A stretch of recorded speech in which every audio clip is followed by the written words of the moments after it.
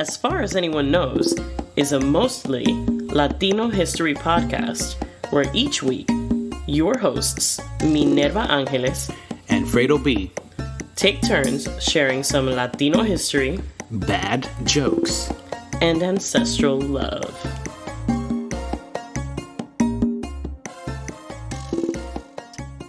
Hello, and welcome to another episode of As Far as Anyone Knows. I'm your host, Minerva Angeles. And I'm Fredo B. And we're here to tell you some stories. Thanks for sticking with us. I know last week we did not put out an episode. It was Easter. It was Easter, and we are so religious. Just kidding. Praising the Lord. Yeah, that was happening for real. No, I mean, it was listen, we may not be as religious as others in our families, but I think we still observe. We take it as a time to be with family, right? I think it's important, especially considering the last year that we've had. And then, you know, it's been a packed week of things happening.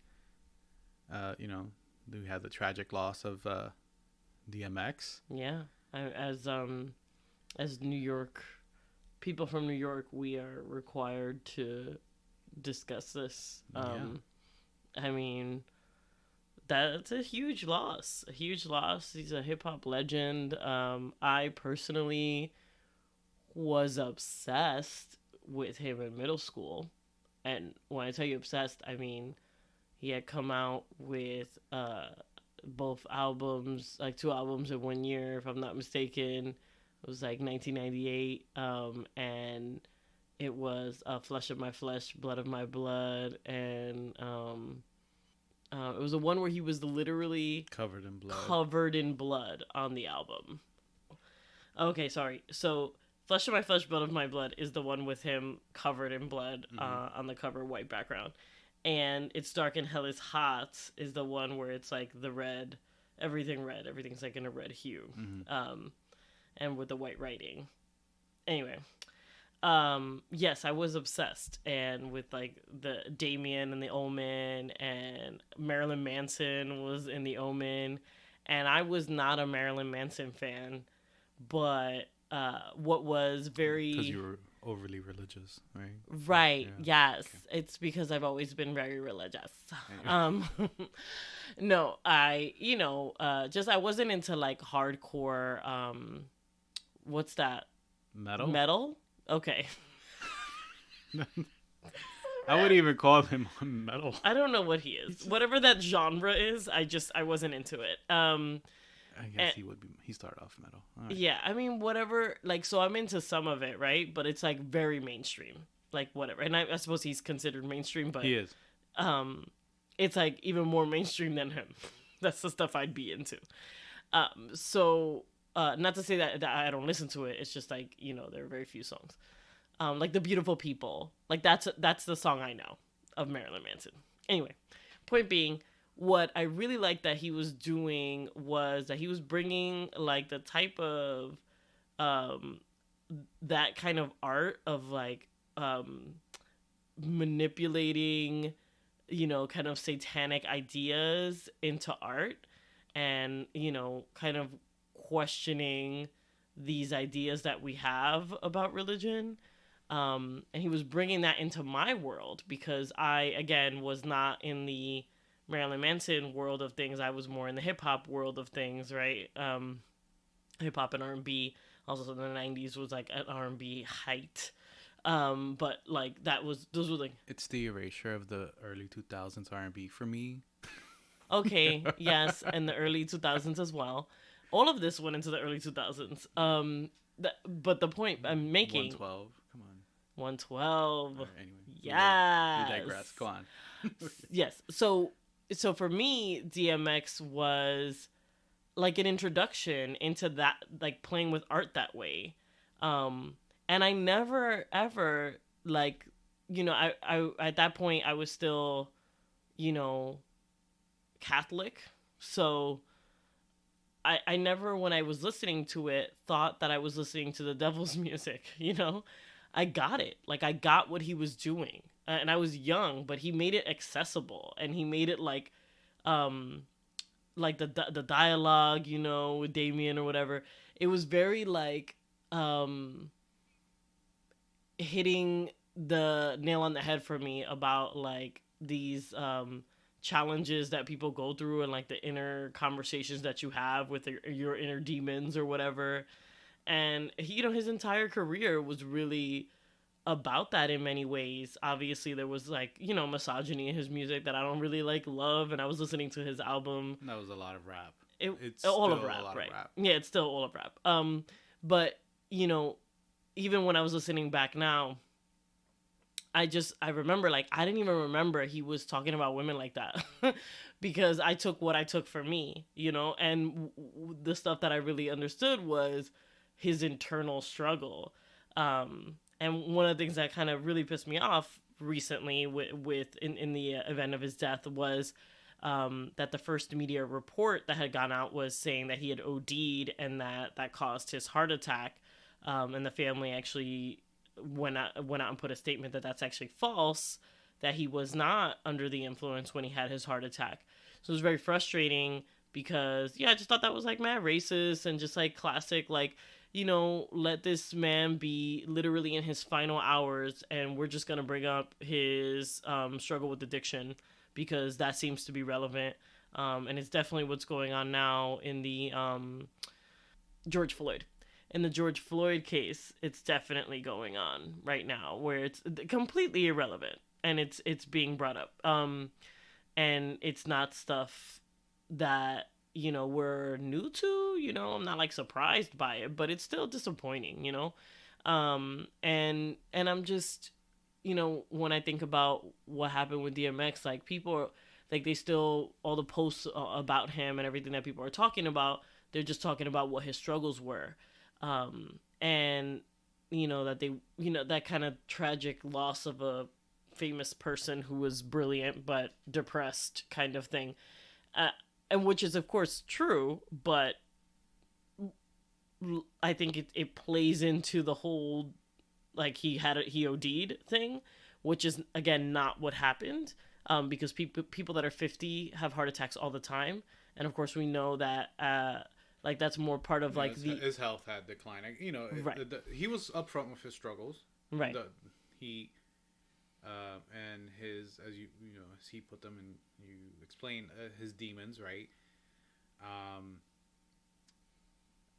I think it was easy for people to follow that narrative, just because he's been so open about his struggles with addiction. Mm-hmm. And I think that's part of why people loved him, in the sense that he was relatable. Whether or not you were yourself addicted to drugs, maybe you've known somebody who was addicted to drugs, or definitely knew somebody who was dealing with mental health issues. It made it relatable to people where they could see themselves in him, but also in a way where they made they didn't feel isolated by it. Where a lot of times, especially in the Black and Latino communities, you know, these types of things aren't talked about. Mm-hmm. You know, there's plenty of people who struggle with addiction in our communities, and there's a little bit of blame in it to some extent, right? When people say, like, oh, you know, RIP, like, you know, at least, you know, you're resting now and, like, you're whatever because you're not dealing with these struggles anymore. But there are plenty of people that are alive and, like, live with this. So it's just, to me, it's like, it's putting a little bit of blame on the person for, you know, having a drug addiction or something like that, where our society can spend some more time really accepting that many times drug addiction is very much connected to mental illness. And if we focused on that, we would be saving a ton more lives. Like, we wouldn't be in this. but even with him, I think, the video of him sharing his story of like his mentor essentially lacing a blunt with crack at the age of 14. I don't know if that's so much him turning to drugs. Right. I think that's what makes it even more depressing or just sad, right? Where it's like, it wasn't a matter of that he was trying to escape, his trauma so much. I'm sure that he had, but it was somebody who, his trauma really was from the fact that somebody he trusted, an adult, did that to him. Yeah. Introduced him to that without him knowing. And then, once you're addicted, once you're hooked on it, once you get that first high, you're always going to be chasing that first high. So it's sad. But I think what usually happens with these things, it's introducing people to him again, reintroducing him again to, because I imagine there's a whole bunch of middle school kids who didn't really know who DMX was. And then now they get to hear his works again. It's really he's really talented. Because I know here in New York, at least, and this is, I know that this is going nationwide, like in the sense of how he influenced hip hop. Because again, Eminem went on to replicate some of the styles. Yeah. Nicki Minaj. Nicki Minaj is highly inspired by that. She has her the Roman. Yeah. So I think he's up there in terms of legends, and rest in peace. Rest in peace, King. We are going to discuss a lighter topic today. And we're going to get a little bit into legends, stories that have been passed down around Latin America. And I'm excited to share some of those with you today. Are there any legends that you know, Fredo? Or anything you're thinking I'm going to share today? Well, so I grew up. There's a lot. I grew up a very Catholic person, and these stories were shared as a way to really keep kids in check, right? But then also there's just stories that come out every once in a while. You're like, oh, okay, that kind of capture the primer impacto of it all.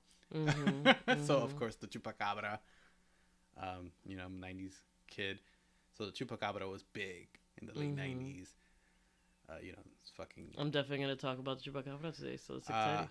So won't get into it, but like chupacabra, of course La Llorona. Definitely talking about. We're gonna hit the big ones today. La Llorona is iconic in that sense, where she's like really, and her story changes depending on what country you're in. That's something we're going to discuss also, that there are variations. So but always, I think it always comes down to the fact that her children died or something, whatever. And a lot of these stories were, freaky and scary, and I'm just like, I love them. I really, and it goes back down to our oral tradition, right? Where it's like, hey, gather around, children. And it was always like some older person gathering the little small children, telling them these fucking terrifying stories. Yep. It's just like, well, I'm not gonna sleep tonight. And I laugh about it, thinking about it, because our kid, I'm pretty sure I was around our daughter's age when I start hearing these stories, maybe even younger. And I can't imagine how angry I would be if somebody tells our daughter. Yeah, I would. I'll throw hands. Don't disrespect me by telling my daughter the stories. So today I'm gonna focus on the ones that obviously are scary and that make us not want to go to sleep as children. And this is a many-part episode. We're not going to do part 2 next week, but we will kind of keep going with this theme of like popping this in and out of different places. I wanted to do the scary one and like kind of get it out of the way because I know that everybody really hears these a lot, and it would be sort of ridiculous not to do them. And then these are more like the ones that we're sort of like post-colonial stories. I do want to try to get into like the pre-colonial ones at some point. But that's going to take me a little bit more time because I have to do a lot more digging for them. I wonder how mixed some of these stories are, right? Like, some of them probably are. So that I mean, that's what I want to do. Like, it's going to take me a little longer because what I have to do is kind of dig through which ones are covered into like other stories.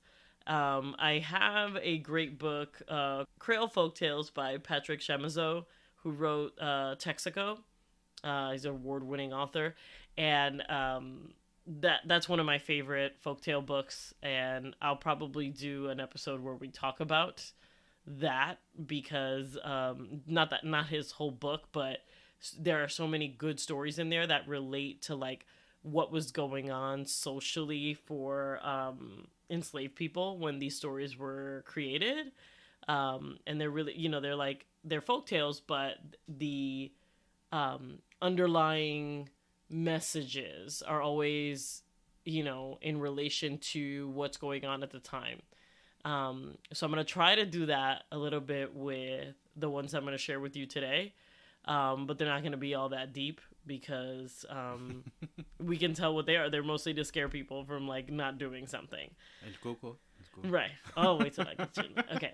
All right. So I'm going to start with a story of Cantuña. And Cantuña is a person who is fabled from Quito, Ecuador. And this story is about the atrium of the San Francisco Catedral, which is the atrium of the San Francisco Cathedral. And in downtown Quito, about 2 blocks away from the center of the old colonial city, is the Plaza San Francisco. It's an airy plaza. It's very popular. Like, it's a very touristy area as well. People can get a nice cup of coffee and sit outdoors. On the western side of the plaza, it's just this huge cathedral. It's a massive stone building and one of the first churches that were built in Quito. So this is a very, like, smack right, like, as the colonial situation was beginning. It's definitely a popular place for people to visit. You can go visit now. I don't know about right now because of COVID, but you can visit this place. It includes, like, an old convent and an atrium, which is an open area just inside the cathedral. And the atrium is basically the central story that we're going to talk about today. So it's a huge, huge cathedral that took like 100 years to build. But I this wonder, is a story. Huh? What sacred ground it was built on? No. See, that's the native part I want to figure out, but I only know the colonial part right now. Okay. So, according to the legend, Cantuña was a native builder and architect of great talent. He was hired by the Franciscans sometime during the early colonial era. The construction took more than 100 years, but the church was completed by 1680. The design that he was asked to basically focus on was just that atrium area. So that obviously could be completed within his lifetime. Although he worked diligently, it was slow going, and it soon became apparent that he would not finish the project on time. Obviously, he wanted to avoid that because there are a couple variations here. In one variation of the story, he just wouldn't be paid if it didn't get done by a certain date. In another variation, he would go to jail if it wasn't done by a certain date, which all seem like super reasonable things to do if someone doesn't meet a deadline. So I'll keep my employees in check. Right. So just as Cantuña was kind of like feeling desperation and not able to really get, like feeling like he wasn't going to be able to build this atrium on time or by the deadline, the devil appeared to him in a puff of smoke. As he does. As he does. When I'm most stressed, that is when I know I just am not going to get this Microsoft Excel report in on time. The devil manifests for me as well. So, in a puff of smoke, offered to make a deal. And the devil would finish the work overnight, and the atrium would be ready on time. Cantuña, of course, would have to part with his soul, obviously, because that's the only currency that the devil actually has. I've never heard a story where he just, like, takes money. He, I mean, it's either your firstborn, I'm not sure. Yeah, no, it's usually your soul, though. Like, your firstborn, I think Jesus, isn't it God that takes your firstborn? The heresy. It's the heresy for me. Oh man, I'm sorry, but that's just documented. If we could do an episode on that if you guys want. Yeah. Okay. Okay. So the Cantuña is like, damn, I'm not gonna be able to build this atrium, so I'm gonna either go to prison or die. Right. And then the devil's like, hey, hi. I'm your genie. So is he like the paperclip that used to come up in Microsoft? Where it's like, hey, I noticed that so you were many trying people to build... are not going to get that reference. He's like the chat box that comes up on a website. How can I assist you? How can I assist? Yeah, that's what he is. And so, he's like, I guess like this is kind of a last minute thing. I'm not going to think this through. I'm going to go ahead and agree to give you my soul in exchange for you building this atrium for me overnight. So the devil apparently calls in a large band of worker demons, which were on deck and ready to go. On standby. And they spent the whole night building the atrium. I wonder what their contract's like. It doesn't seem good. Could you imagine? Overnight? Jeez. No notice? So Cantuña was pleased with the work when it was done, but of course, when he started to think about it, he just realized, he totally agreed to give someone his soul. And he just really wasn't like committed to doing that. Right. Buyer's remorse. Exactly. Yeah. So as legend would have it, while the devil was not paying attention, Cantuña leaned over and just took out a loose stone out of one of the walls and hit it. I can't get through this if you're laughing. Go on. I will explain what I'm laughing about. Okay, I would love to hear it. As dawn broke, and the atrium was being given to the Franciscans, the devil, of course, was like, "Cool, you guys did the ribbon cutting. Congratulations. Run that soul."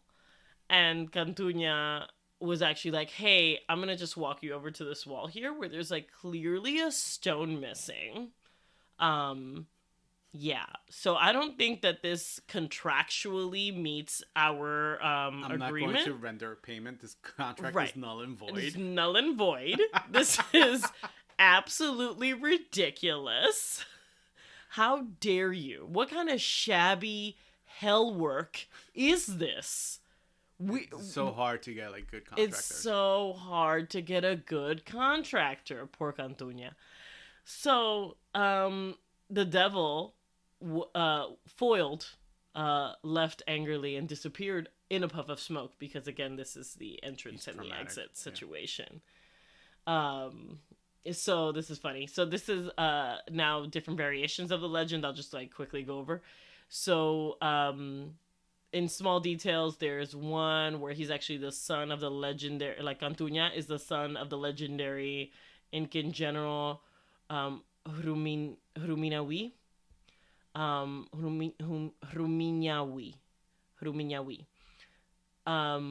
who foiled Spanish conquistadors by hiding the gold of Quito, also allegedly with the help of the devil, like native people believed in the devil, like Incans have a devil, but whatever. But this was a myth as well, and they said that he was a sort of a descendant of him. So according to another telling of the legend, it was not Cantuña who removed the loose stone, but an angel sent to help him. And yet another version, he did not hide the stone once he removed it, but instead wrote upon it something to the effect of, whoever picks up this stone acknowledges that God is greater than he. And naturally, the devil would not pick the stone up, and therefore prevented him from fulfilling the contract.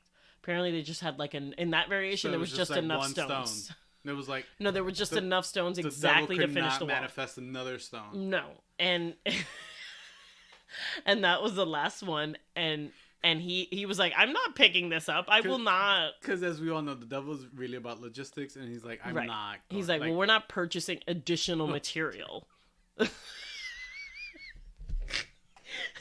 This is all we need.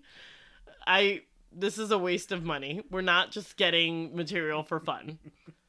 Yeah, it's great. So it's really funny because this is the most interesting thing I think about this whole story.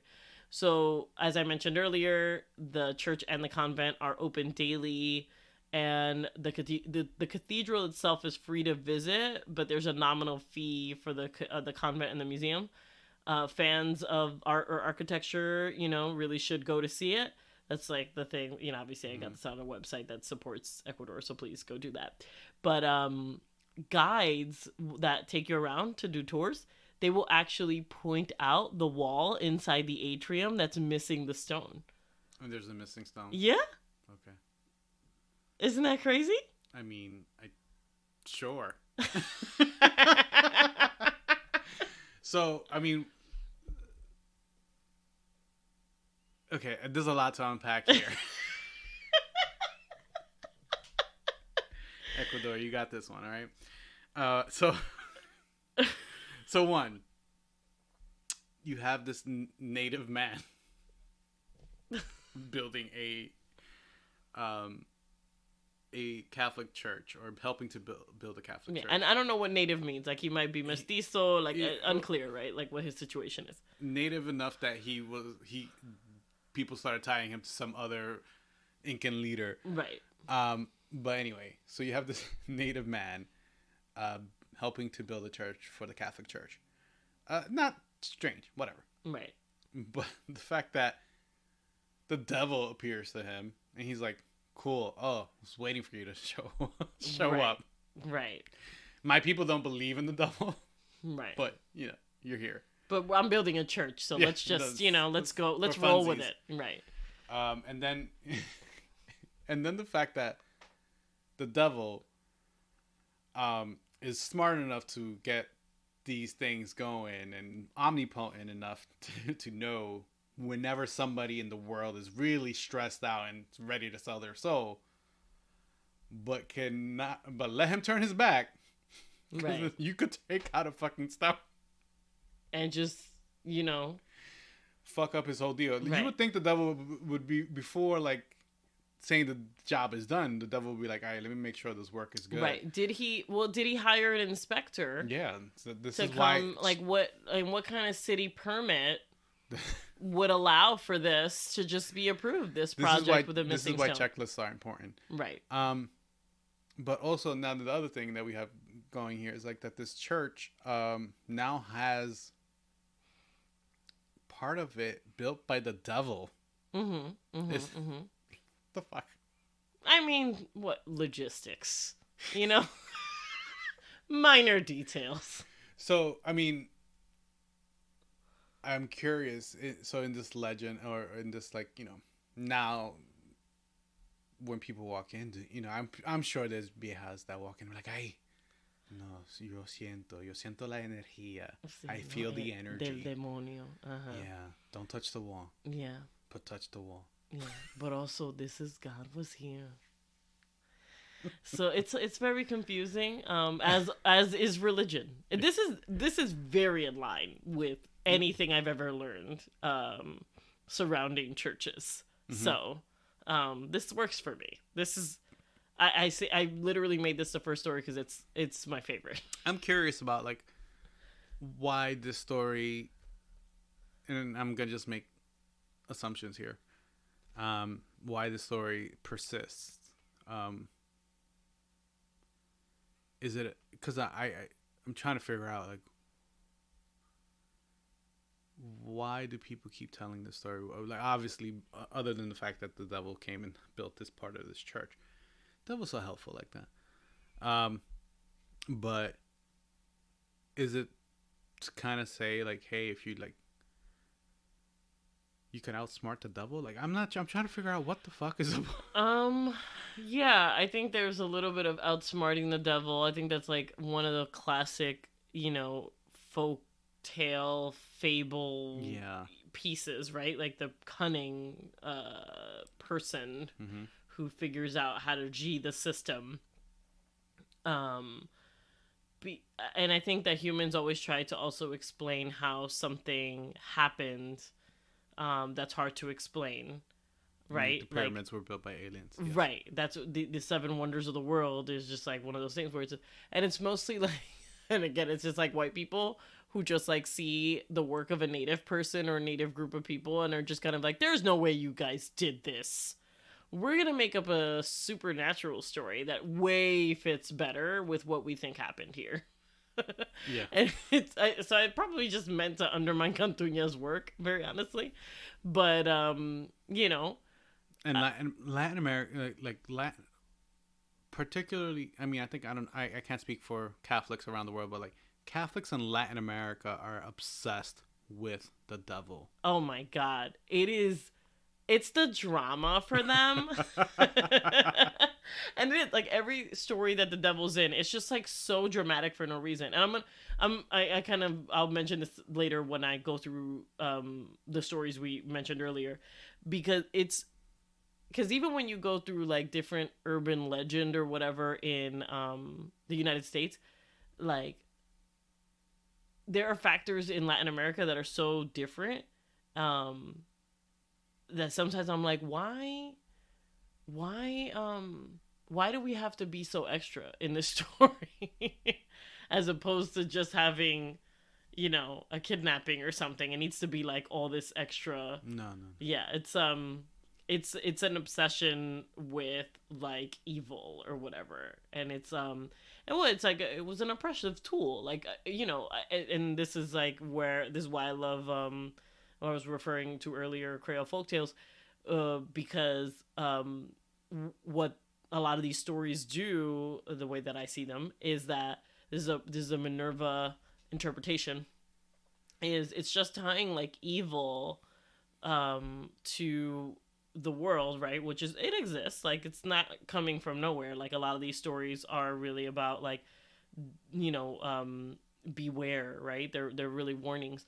And not that this particular Cantuña story is not a warning. We'll get into some more stories that are, but the idea being that everyone should be careful, and let's just make this as dramatic as possible so that you can see like in the extreme case like why this is scary or wrong or bad or whatever. I mean, this is still kind of a Cantuña stories, kind of a beware, like the deals you make with the devil type thing, right? But also, if you're cunning enough, you're okay. Go ahead, make that deal with the devil because we got to get this church done. Yeah, and again, like, do I want to go stand in that atrium if I could like literally just pull a stone out of the wall?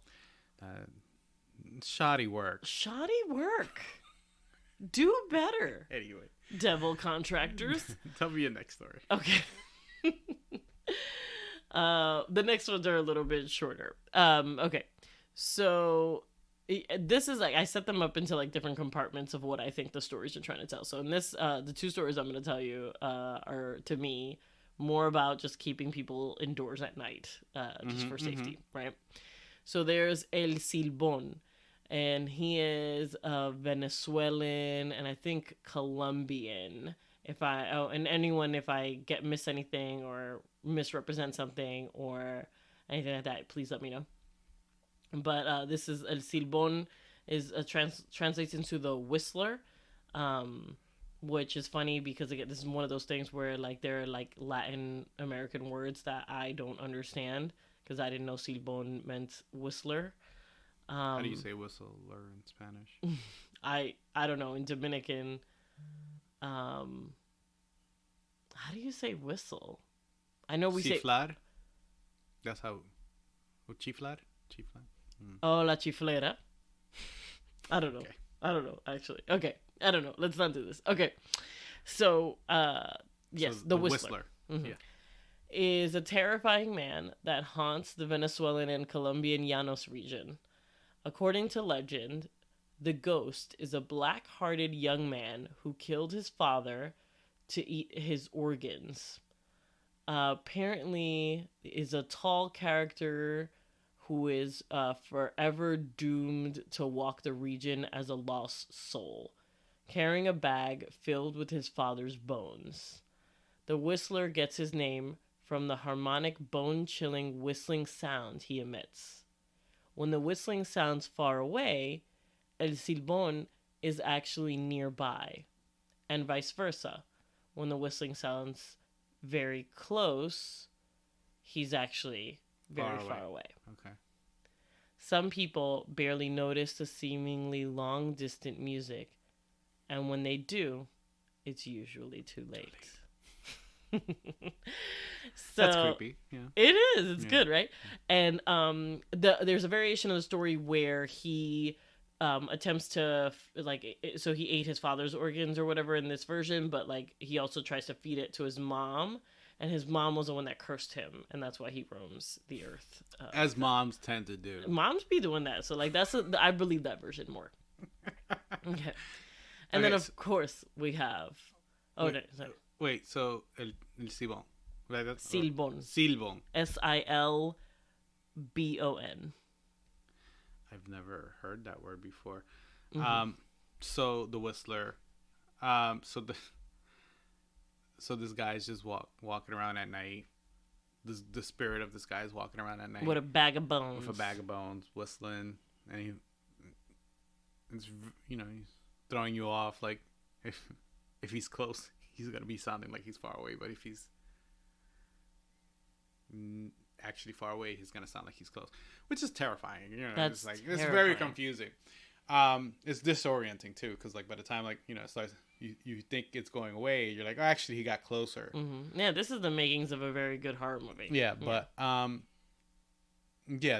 definitely I see why this persists, right? Because it's like, don't be going out to the streets late at night, because that person is going to get you. It's very real. No, I believe it. You believe it. This happened. I believe this. Okay. The Whistler. Yep, and he's out there. Yep. Okay. Well, there you have it. You heard it here. Okay. So, moving on, because there's no way I'm getting through every one I have. But there's a lot that we have to cut. We will do we will do several parts to this.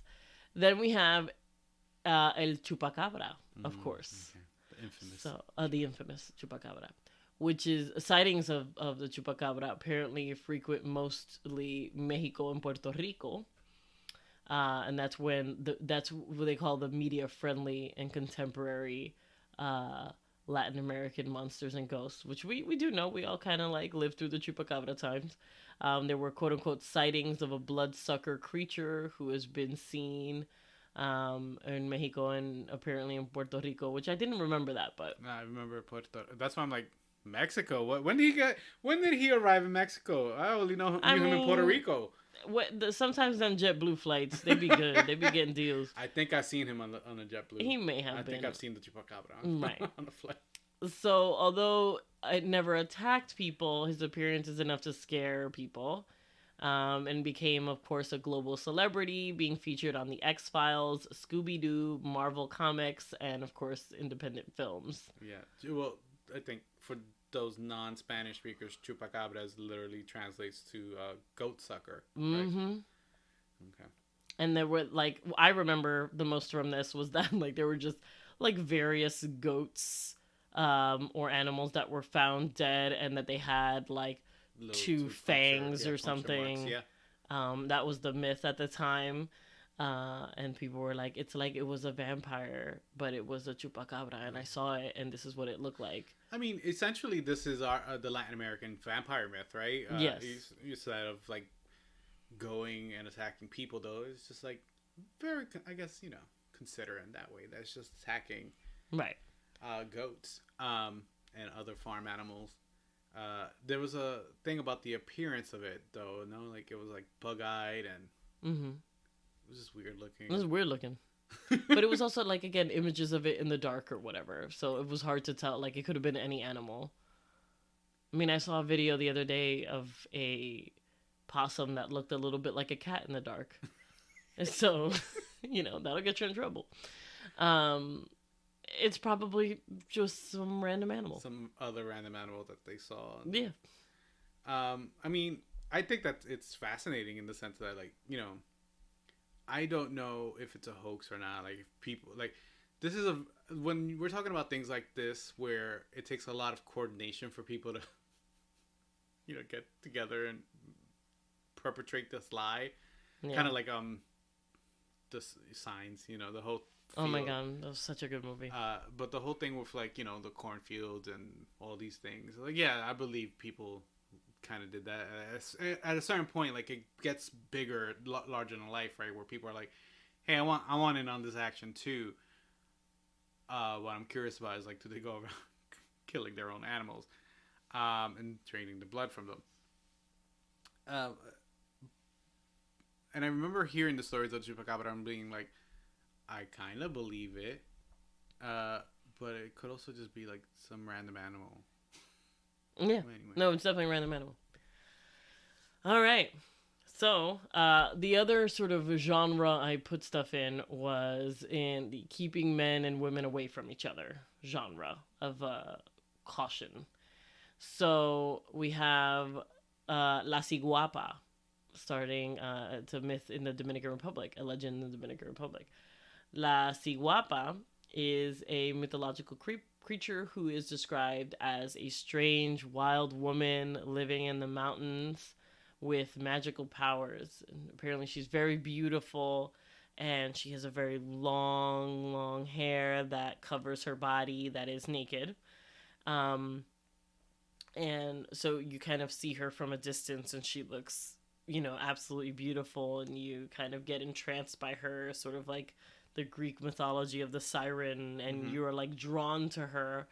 And what happens when you get close to her is that you realize, when you look at her feet, is that her feet are actually backwards. They face backwards.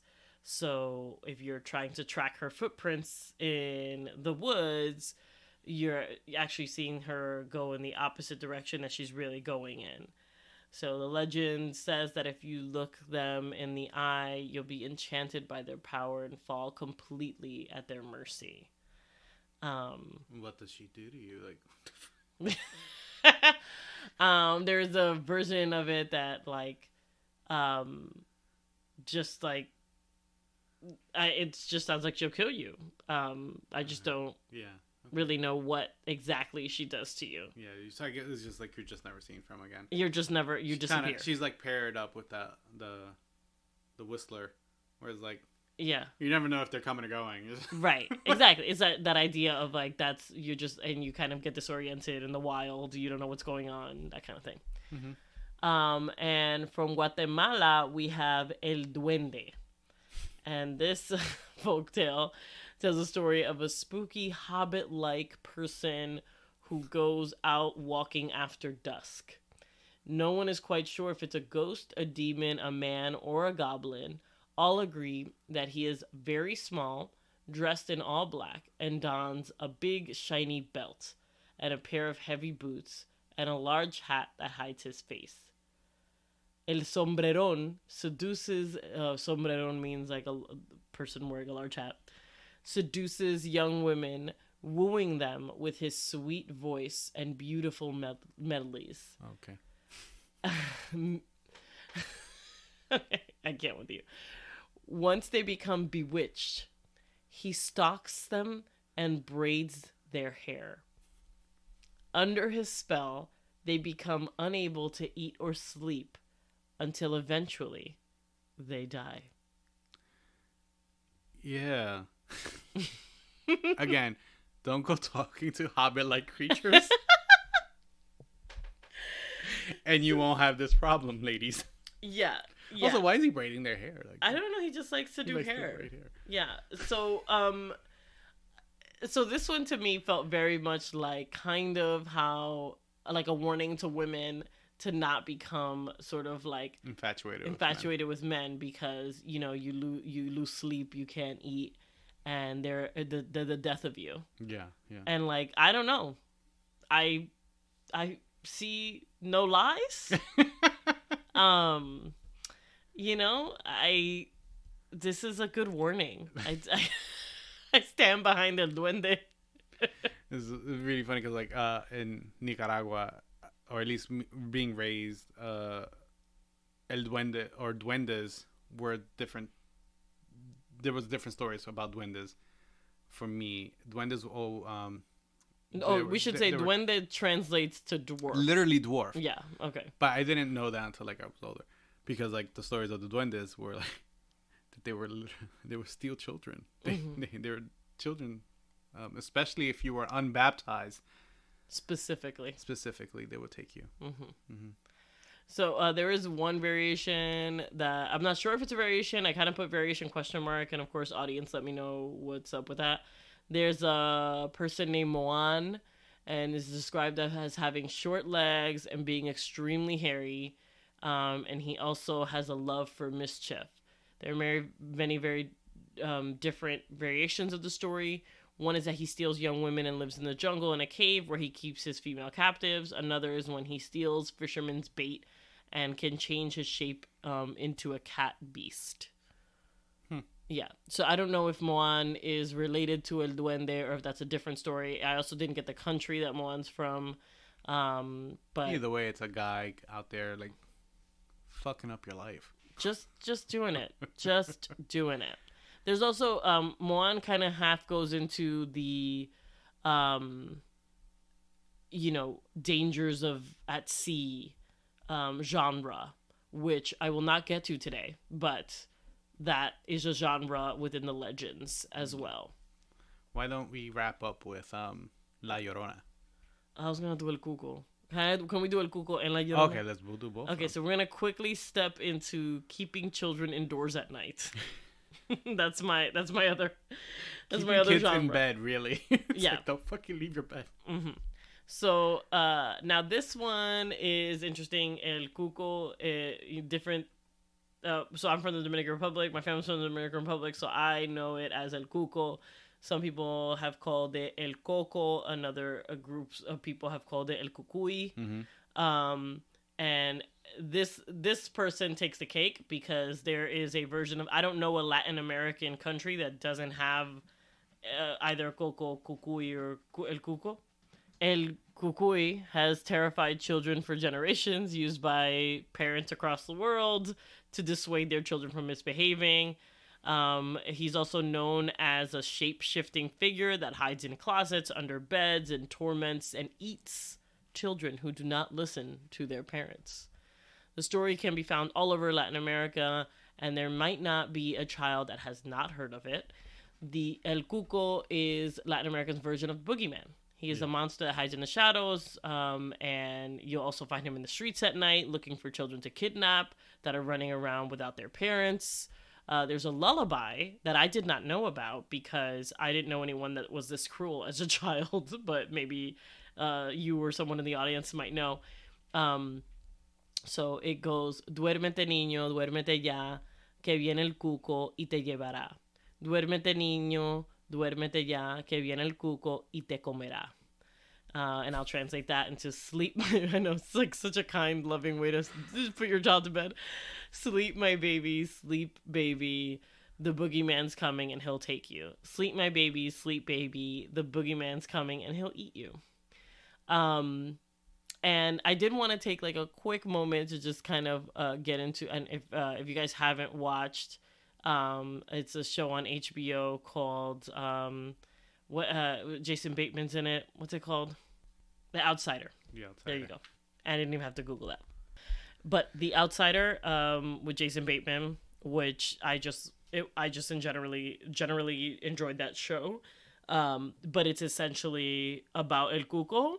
And it really pissed me off because it's a complete production made entirely by white people, and they have, obviously Latinos working on it behind the scenes, and they had Latinos on the show.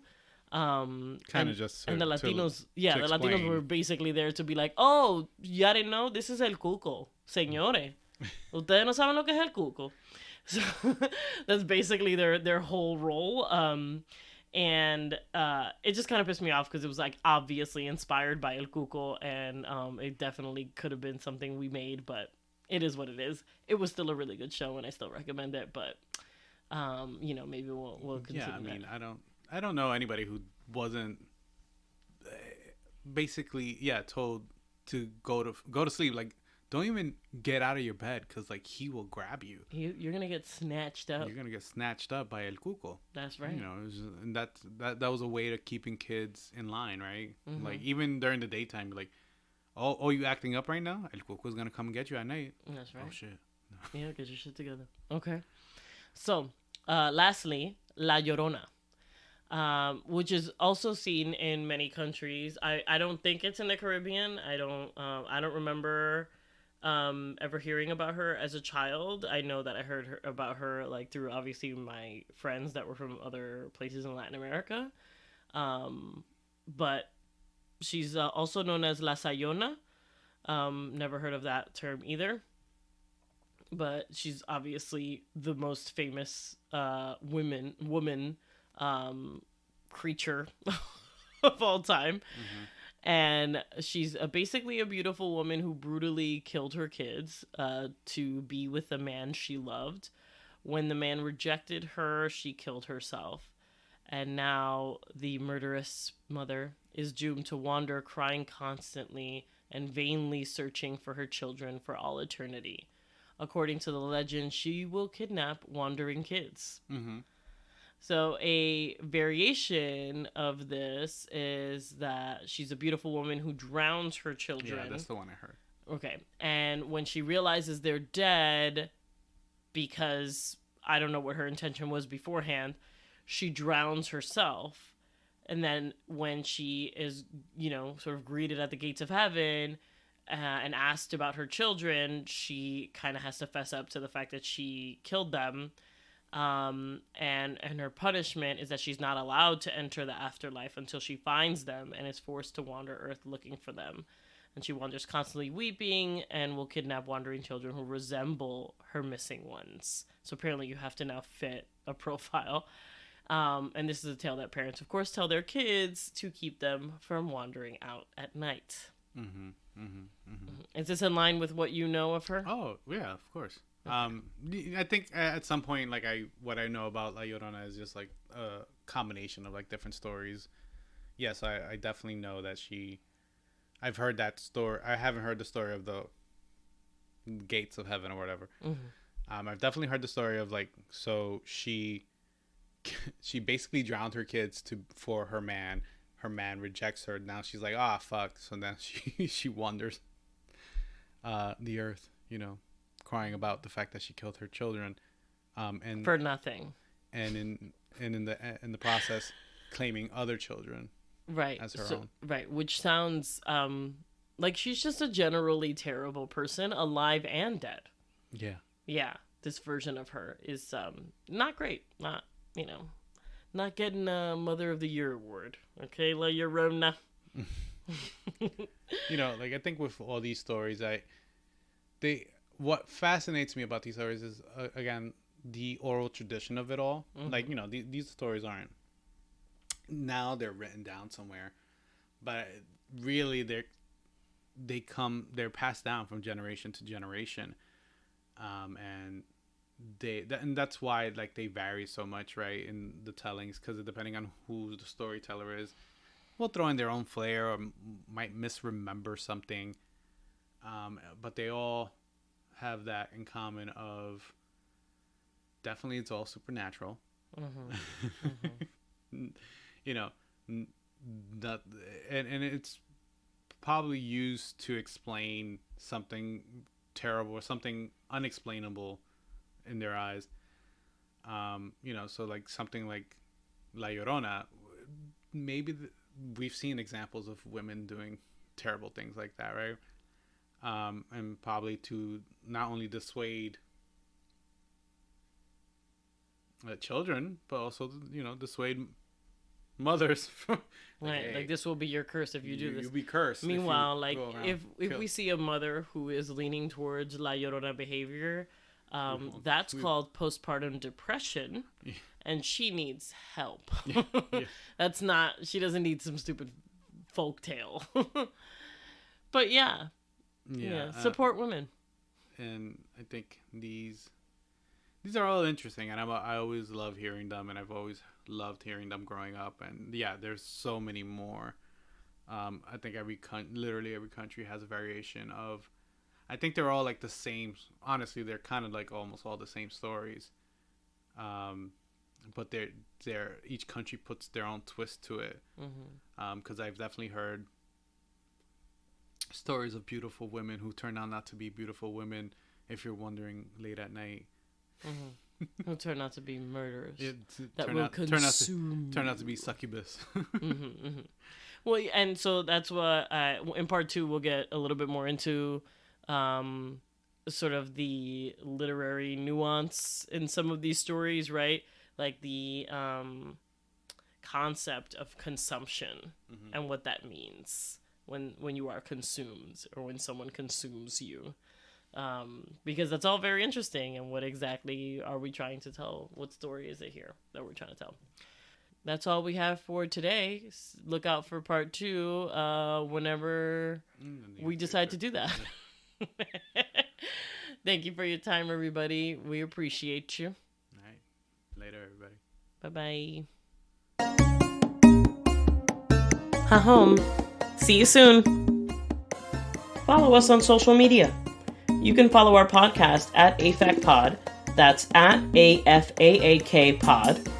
Or follow our hosts, Minerva at It's Minerva Angel and at Fredo_B on Twitter.